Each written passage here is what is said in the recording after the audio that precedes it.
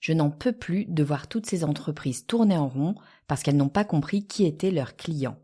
Travailler son persona, c'est peut-être pas le truc le plus sexy de la Terre, mais c'est certainement l'exercice le plus rentable que vous ferez cette année. Je vais pas y aller par 4 chemins, j'ai créé la formation la plus complète du marché sur le persona et je vous fais une promesse, si vous la suivez et si vous l'appliquez, dans 1 semaine, vous saurez exactement qui est votre client idéal et ce qu'il faut lui dire pour qu'il l'achète. Et puis vu que je rentre de vacances et que je suis ultra détendue, je vous offre une réduction de 100 € avec le code PERSONA100. Bon, mais vous vous en doutez, les promos s'envolent aussi vite que mon bronzage. Dans quelques jours, ce sera trop tard, donc rendez-vous sur mon site ou dans le lien de cet épisode. Vous écoutez le podcast du marketing, épisode 247.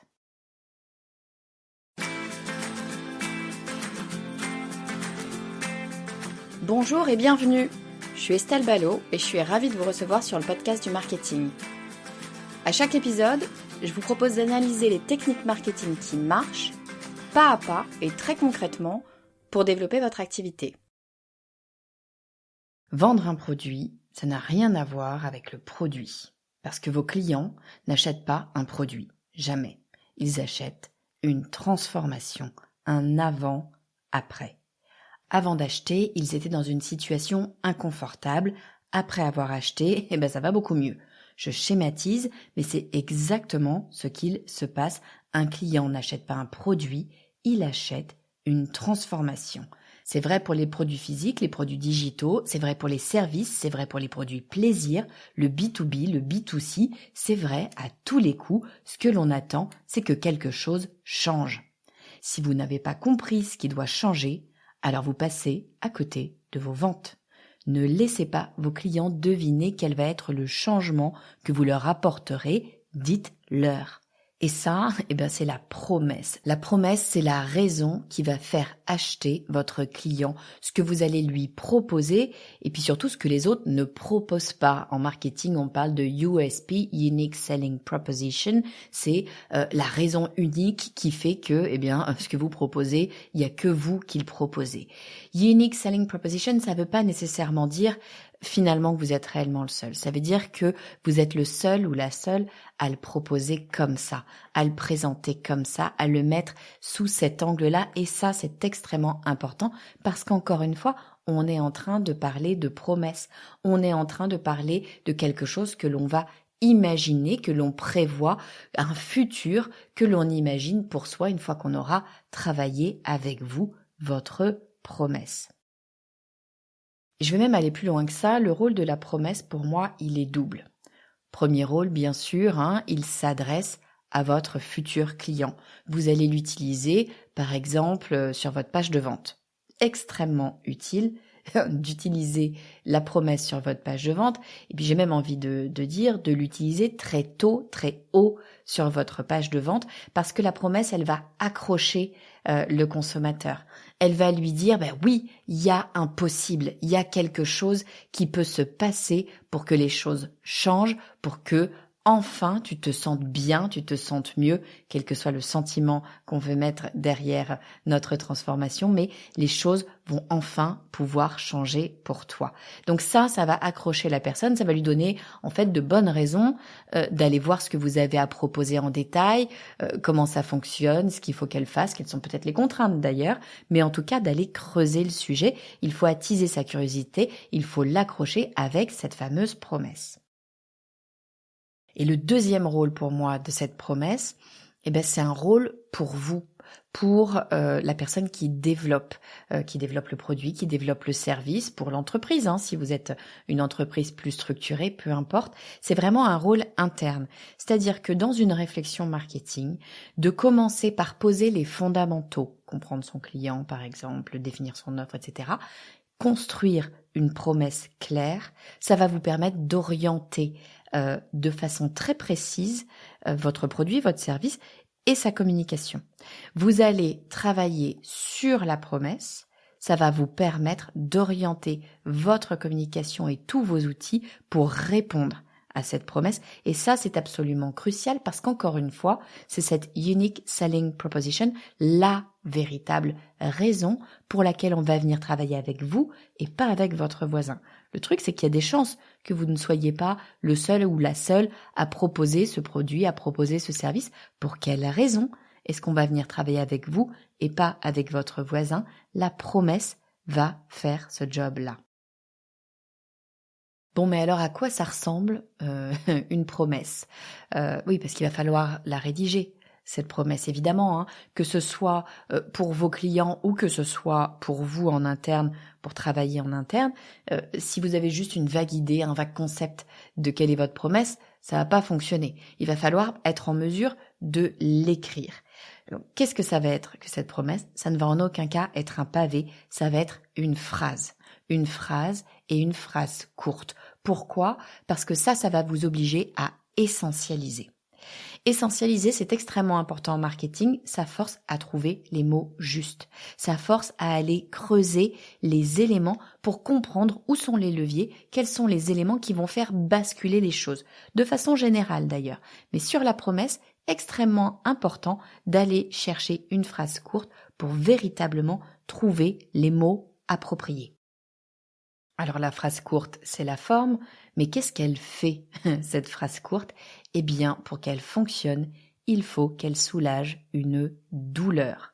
Alors moi, j'aime pas ce mot douleur, mais très sincèrement, j'ai pas vraiment encore trouvé le bon mot, en tout cas en français, pour parler de cet élément-là. Cette douleur, c'est le caillou dans la chaussure. Je dis souvent ça, le caillou dans la chaussure, parce que douleur, on a l'impression que c'est vraiment quelque chose de tétanisant, de dur, de difficile, de négatif, etc. C'est pas forcément le cas. Le caillou dans la chaussure, c'est le truc qui va nous gêner, qui va nous empêcher d'avancer, qui va ne pas nous permettre d'être à notre plein potentiel, par exemple. En tout cas, c'est le truc qui nous agace, qui nous gêne, qui nous empêche d'aller plus loin et d'aller au mieux. La douleur de ce caillou dans la chaussure, c'est ça que vous allez venir soulager.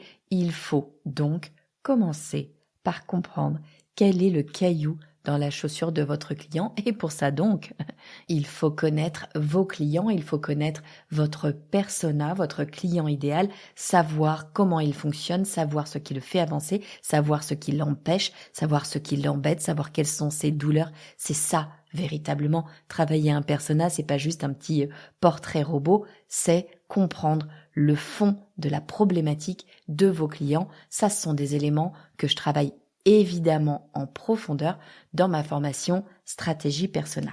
Mais je reviens sur la promesse, elle soulage une douleur avec une phrase courte parce que ça va nous permettre d'essentialiser, de choisir les bons mots. Et justement, quand on va parler de bons mots, il y a des leviers, il y a des éléments qui vont nous permettre de travailler cette promesse et de trouver les mots justes. Le premier des leviers, c'est de choisir des mots qui sont en lien avec l'action, avec le mouvement, avec le changement, avec la transformation. Souvent, ce sont des verbes. C'est de pouvoir montrer que les choses vont se modifier. L'action, c'est fondamental parce que ça permet de créer une nouvelle réalité. Et c'est ça qu'on cherche à faire. On cherche, je le redis, à soulager une douleur, à modifier une situation qui ne nous convient pas ou qui ne nous convient pas entièrement. Et pour modifier une situation, si on attend et qu'on fait rien, en général, il se passe pas grand-chose. Le meilleur moyen de modifier les choses, de changer une situation, eh bien, c'est d'agir. Et ça, c'est vrai pour absolument tout, et notamment dans notre promesse. Les verbes d'action vont nous permettre d'engendrer une modification de la situation. Donc, utiliser des verbes d'action, ça va vous permettre tout de suite de faire comprendre à la personne qui vous lit, que ce soit vous ou quelqu'un d'autre d'ailleurs, mais à la personne qui lit cette promesse, qu'un changement est possible. Ensuite, je le disais à l'instant, il va falloir comprendre votre client, comprendre ce qui va le faire agir, comprendre ce qui va le pousser à acheter, comprendre finalement quel est son problème, quelle est sa problématique réelle. Évidemment, des problématiques, il peut y en avoir une infinie. À vous de connaître votre client, votre persona. Mais il y a des moyens d'aller resserrer les choses, d'aller définir presque théoriquement les choses.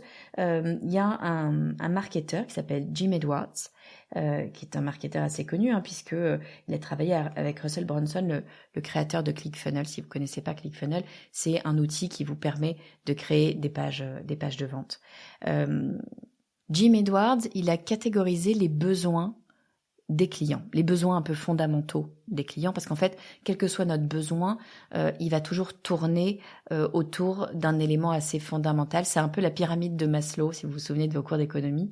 C'est un peu la pyramide de Maslow, mais version besoins des clients. Bon là, il y a 10 raisons, en tout cas, d'après Jim Edwards. C'est pas une science exacte. Moi, je suis pas forcément d'accord avec les 10 points qu'il va proposer toujours. Je trouve que certains, d'ailleurs, se recoupent.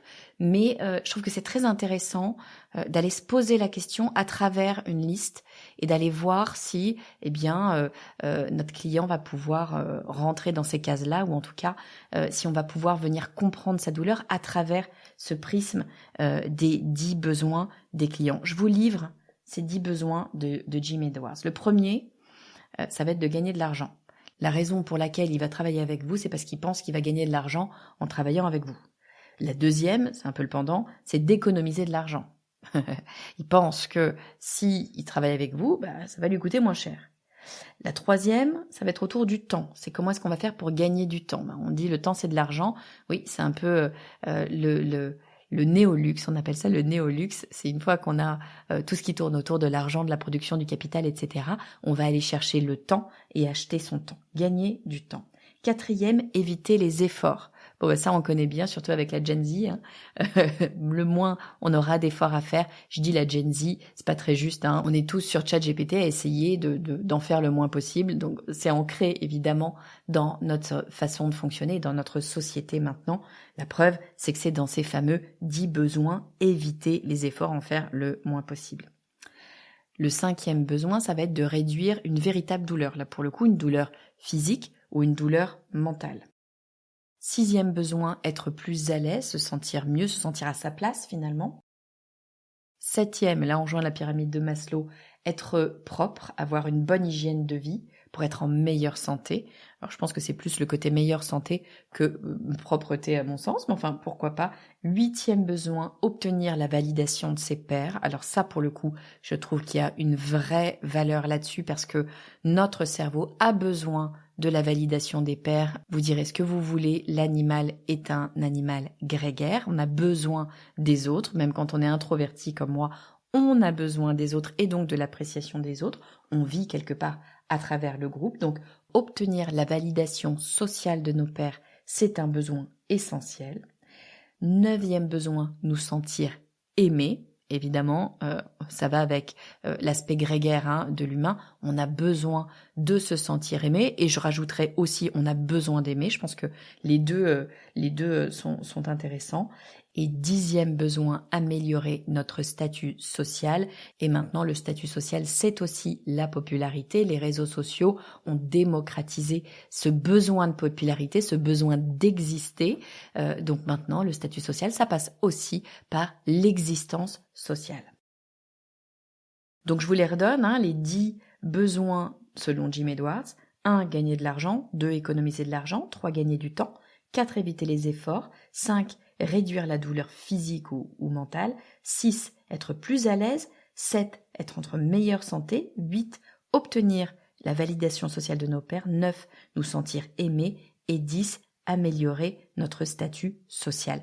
Si vous regardez la problématique de votre client, si vous regardez votre persona à travers ces 10 besoins, vous allez nécessairement trouver un besoin fondamental que vous allez pouvoir utiliser dans votre promesse. Donc, premier levier pour rédiger votre promesse, utilisez des verbes d'action. Deuxième levier, identifier les besoins profonds de votre client. J'ai un troisième levier à vous proposer, c'est d'utiliser les émotions et la visualisation pour emmener votre client, justement, une fois que cette promesse sera réalisée, c'est ce qu'on appelle le future pacing, le fait de permettre à votre client de visualiser le moment où il aura justement travaillé avec vous. C'est extrêmement puissant parce que le cerveau ne fait pas totalement ou pas bien la différence entre ce qui s'est passé et ce qu'il a imaginé. Donc si vous amenez votre client à imaginer ce qu'il va ressentir, à imaginer les émotions, à visualiser comment ce sera un monde dans lequel il aura réglé son problème, dans lequel la promesse aura été tenue, vous avez déjà fait un pas dans le cerveau de votre client pour qu'il dise oui au fait de travailler avec vous, puisqu'il s'est déjà imaginé, il a presque l'impression d'avoir déjà travaillé avec vous. Donc je vous ai donné la forme, on a une phrase courte pour essentialiser, je vous ai donné les 3 leviers, les verbes d'action, les besoins profonds du client, les émotions et la visualisation. Maintenant, vous voudriez peut-être un format, un template à utiliser un peu directement, un type de phrase à utiliser pour rédiger sa promesse. Alors bien évidemment, si vous demandez à 3 marketeurs, ils vont vous donner 3 templates différents. Et d'ailleurs, on n'est pas obligé d'ailleurs d'utiliser un template, il n'y a pas une règle. Mais ce format-là de phrase que je vais vous donner dans une seconde, moi, il m'a été donné par Amy Porterfield. Si vous me suivez depuis longtemps, vous le savez, c'est ma mentor, c'est une des plus grande marketeuse actuellement, c'est une américaine, très très connue aux États-Unis, qui a un très bon podcast que je vous conseille, qui s'appelle Online Marketing Made Easy Podcast.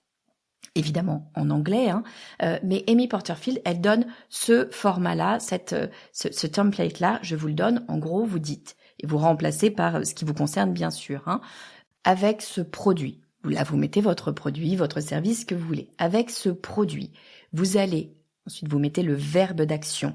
Vous allez obtenir, vous allez devenir, vous allez changer. Votre verbe d'action. Donc, avec ce produit, vous allez verbe d'action en un temps défini. En 1 semaine, en 3 jours, en 6 mois, il faut définir, donner un cadre à votre client. Donc, avec ce produit, vous allez verbe d'action en temps défini pour supprimer la douleur. Et là, bien sûr, vous rappelez quelle est la situation de base, quel est le caillou dans la chaussure. Je vous redonne le framework. Avec ce produit, vous allez verbe d'action en un temps défini pour supprimer la douleur. Ça peut se présenter sous une autre façon qui est intéressante aussi, c'est avec ce produit, vous allez passer de telle émotion, c'est l'avant, c'est la situation initiale, à telle émotion, c'est l'après. Et j'utilise le mot émotion à dessein parce que c'est ce qu'on ressent qui est important plus que la description de la situation. Donc, avec ce produit, vous allez passer de telle émotion, c'est l'avant, à telle émotion, c'est l'après, en obtenant des résultats précis. Là, c'est à vous de donner les résultats que vous allez obtenir avec votre produit, votre service. En fait, ça vous permet de mettre de côté cette fameuse douleur. Je vous le redonne. Avec ce produit, vous allez passer de telle émotion à telle émotion en obtenant des résultats. Encore une autre façon de faire qui ressemble un petit peu à la première, celle d'Amy Porterfield, c'est le modèle Open de Selim Niederhofer. Si vous connaissez pas Selim Niederhofer, il est venu déjà sur le podcast du marketing. Il a écrit plusieurs livres, et notamment le guide du copywriting que j'adore, qui est plein de conseils ultra actionnables sur l'écriture, et notamment l'écriture marketing. Et Selim nous parle de ce modèle Open. Donc Open, c'est quoi? C'est O, obstacle, P, prix, E, espace-temps, N, négation. Donc, O, obstacle, c'est de se dire justement, il y a un obstacle qui est face à la personne, il va falloir dégommer cet obstacle. Comment est-ce qu'on le dégomme? Justement avec ces fameux verbes d'action. C'est devenir, changer, modifier, écrire, publier, si on est dans l'écriture, comme c'est le cas pour Selim principalement. On va utiliser des verbes d'action, c'est ça qui va nous permettre en fait de casser la situation actuelle. P, c'est pour prix. Prix n'étant pas le prix de 152 €. Prix, c'est ce qu'on va chercher à obtenir. En fait, c'est le résultat, c'est la quête, c'est la raison pour laquelle on a besoin de cette promesse, c'est la raison pour laquelle on va aller chercher votre produit ou votre service. Si on reprend les besoins de Jim Edwards, le besoin d'être aimé, ça va être vivre la vie sentimentale de ses rêves. Le besoin d'être en bonne santé, c'est se débarrasser de ses maux de tête. Le besoin de statut, ça va être d'avoir la plus belle voiture. Ça peut être aussi de jouer de la guitare comme un pro. Bon, voilà, vous mettez après ce que vous voulez derrière, mais ce P, ce prix, c'est en fait la douleur ou la récompense de cette douleur plus précisément. Le E de open, c'est l'espace-temps. Là, c'est ce qu'on disait tout à l'heure. Et c'est très puissant de rajouter un espace-temps parce que ça donne un cadre et ça rassure. C'est de dire, de jouer de la guitare comme un pro en 6 semaines. D'un coup, vous posez les choses parce que jouer la guitare comme un pro, on peut se dire qu'on va avoir besoin d'une vie entière pour le faire. Et je suis pas sûre d'avoir envie de consacrer ma vie entière à apprendre à jouer de la guitare. 6 semaines, d'un coup, c'est beaucoup plus accessible. Je suis pas sûre qu'on arrive à jouer de la guitare comme un pro en 6 semaines, mais bon, pourquoi pas, ça pourrait être une promesse d'une application d'apprentissage de la guitare. Pourquoi pas. Donc un espace-temps, ça va rassurer. Et la négation, donc le N de open, la négation, c'est de mettre de côté cette douleur, sans passer par la douleur qu'on avait, sans avoir encore ce fameux caillou dans la chaussure. Ça, c'est très utile aussi parce que ça rappelle à l'esprit où est la problématique et qu'on ne veut plus l'avoir. Donc open, c'est le modèle de Céline Niederhofer, obstacle, prix, espace-temps, négation. Donc je vous résume, la promesse, c'est votre USP, Unique Selling Proposition, la véritable raison pour laquelle, on va venir travailler avec vous et pas avec votre voisin. Et cette promesse, elle est véritablement essentielle parce qu'elle va être un outil fondamental pour attirer votre client, en tout cas l'accrocher, mais aussi pour vous en tant que marque pour pouvoir trouver le bon chemin dans votre communication. Donc extrêmement important. Il va falloir la rédiger, cette promesse, et pour la rédiger correctement, il va falloir faire un travail d'essentialisation, c'est-à-dire une phrase courte, parce que ça va vous obliger à choisir les mots justes pour votre promesse. Et puis cette promesse, elle a une fonction, elle doit venir soulager une douleur. Pour ça, il va falloir connaître sur le bout des doigts votre client et ses besoins. Alors pour rédiger notre promesse, moi je vous propose 3 leviers qui sont vraiment très puissants. Allez travailler ces leviers déjà en amont. Premier levier, c'est de trouver les verbes d'action. Deuxième levier, c'est de comprendre les besoins profonds de votre client. Vous allez pouvoir utiliser les 10 besoins de Jim Edwards notamment. Et troisième levier, c'est d'utiliser des émotions et la visualisation, ce qu'on appelle le future pacing, qui va permettre d'emmener votre client dans un futur où il travaille déjà avec vous. Ensuite, on va pouvoir utiliser des templates. Le template le plus simple à utiliser, c'est le template avant-après. Partez de la situation actuelle de votre client et vous l'emmenez vers la nouvelle situation.